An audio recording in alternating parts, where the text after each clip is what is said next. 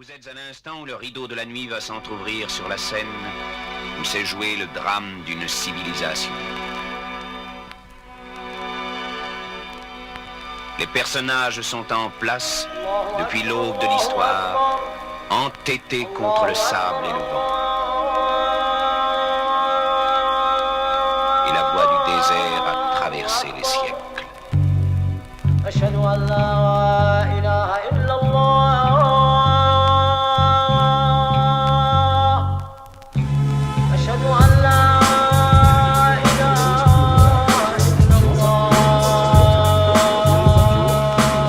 Ils entendaient ces voix millénaires. Vous n'irez jamais plus loin parce que vous êtes arrivés. Vous êtes ici au commencement des temps. Ils ont vécu dans une de ces rames déposées de solitude. Salut tout le monde, Salut, bonjour.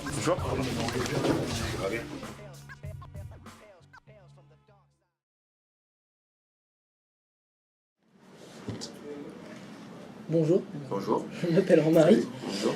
On ne peut pas tout chanter. À part les thèmes repris dans vos chansons, qu'est-ce qui vous met en colère aujourd'hui? Il y a beaucoup de choses. On aborde beaucoup déjà dans le morceau pour en trouver qui nous mettent en colère, qu'on n'a pas encore abordé. Ça vient au jour le jour, malheureusement. C'est à chaque fois, cette colère-là, elle est malheureusement à chaque fois approvisionnée.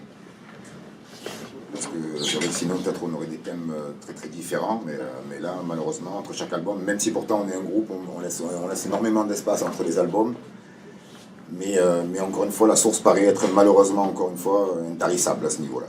On s'intéresse à la société, à l'histoire et à comment le monde évolue et le système dans lequel on vit.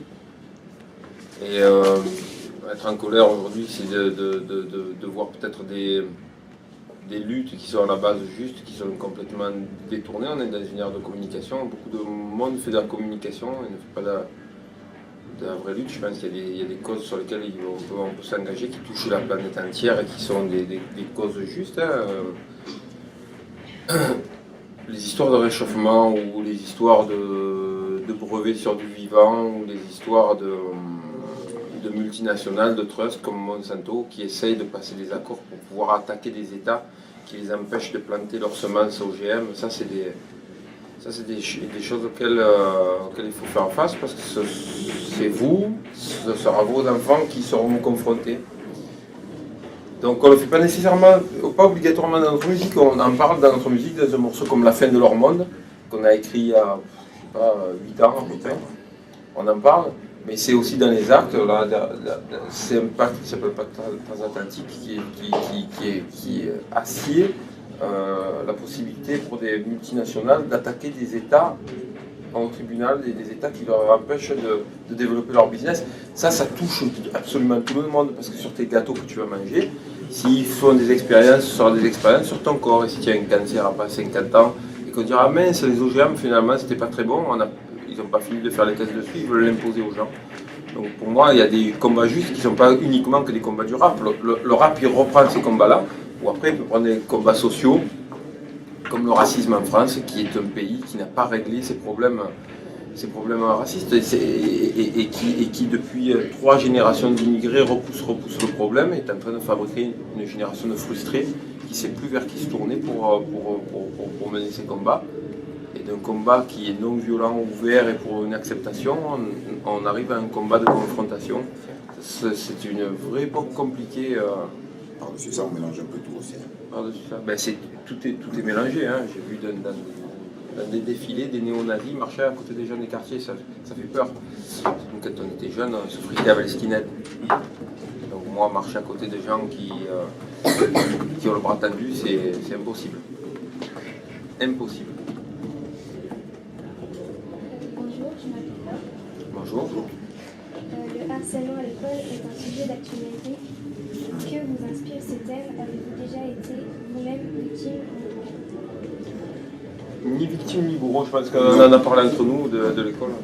Non, je pense qu'à ce niveau-là, non. Après, bon, voilà, à l'école,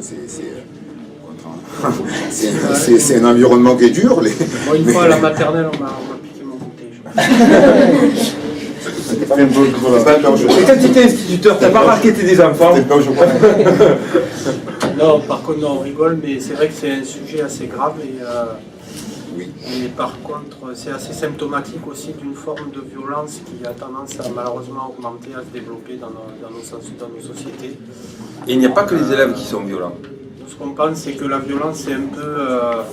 C'est quand on n'a pas les mots pour exprimer quelque chose, quand on ne se comprend pas, quand on ne sait plus comment exprimer, c'est la violence qui parle. Et malheureusement, on va dire que ça ne grandit pas l'individu. Et en plus, c'est un cercle vicieux, c'est-à-dire que la violence appelle la violence. Donc voilà, c'est un des sujets sur lesquels il faut être assez vigilant. J'espère que vous mesurez la chance que vous avez d'être dans un endroit comme ça, pas parce que c'est nous, c'est parce que des personnes ont envie d'organiser ces choses-là. Pas tous les professeurs sont comme ça. Enfin, c'est ce genre On est confrontés, on est parents aussi. Et que le harcèlement, ça peut être d'élève à élève, de plusieurs élèves à professeurs, mais aussi maintenant très nouveau de professeurs à élèves, des professeurs qui désignent leur tête dès le début d'année, notent les gens en fonction de ce qu'ils ressentent vis-à-vis d'eux, ou n'aiment plus leur métier parce qu'ils ne sont pas bien formés pour le faire. Parce que les écoles et les concours d'entrée dans ces écoles-là ont complètement été changés, que des fois pour des questions de remplacement, on prend un ingénieur, on lui dit bah, tiens tu vas enseigner les maths auprès des petits, le mec il n'a aucune pédagogie, et il va massacrer la vie des enfants en les appelant Bac-7 par exemple, ce qui me concerne. Ce sont des choses que j'ai vécues avec mes enfants. Très discutable, je pense que les élèves ont des droits mais des devoirs. Mais les enseignants ont des droits et des devoirs aussi. Désolé. Après, nous, à notre époque, il y avait plein de choses. Là, le harcèlement, il est plus sournois et en même temps, il fait plus mal parce que depuis Internet, depuis les réseaux sociaux, à nos époques, à nous, vu qu'elles sont lointaines, il n'y avait pas tous ces outils-là. Donc, c'était un harcèlement en général physique ou verbal. Donc, les choses se réglaient assez rapidement. Là, maintenant, c'est beaucoup plus pernicieux, c'est beaucoup plus sournois et c'est d'autant beaucoup plus douloureux. Et ça fait beaucoup plus de dégâts. Mais on a abordé ce sujet dans Fais gaffe à ce que tu dis. Ouais, dans peine profonde. Dans peine profonde. Bonjour, je m'appelle Kevin. J'aurais aimé savoir qu'auriez-vous aimé faire si vous n'avez pas percé dans la musique. Il y a des fuites. Je pense. C'est rien, c'est.